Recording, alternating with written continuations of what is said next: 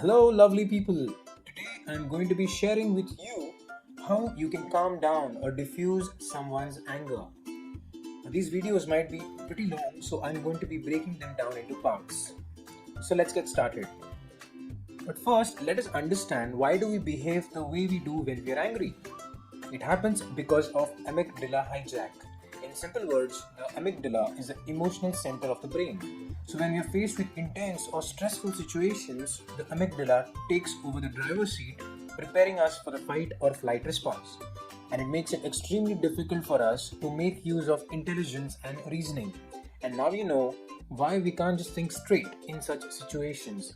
As a matter of fact, this phenomenon almost persists for about 18 minutes. So, our goal is to get over this period in order to reduce the damage done to your relationship. Okay, let's get to the ways in which we can deal with such situations. First, listen patiently. I can't stress enough on this point, but you have to listen patiently. Even if it may sound unfair to you, you just have to. Okay, when someone's angry, they're in no mood to listen to you. The best way is to let them vent it out. Do not ever try to reason with them because it will only escalate the situation.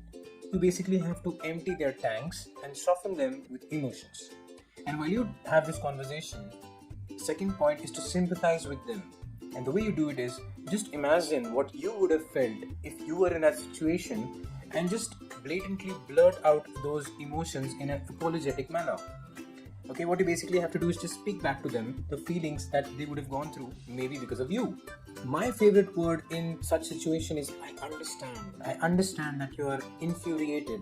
I understand that you're angry, and so on. Right? And you have basically come to the end of this video, and if you have survived till the end, you're pretty cool. And if you want to see more of me, you can always follow, share, comment, and like.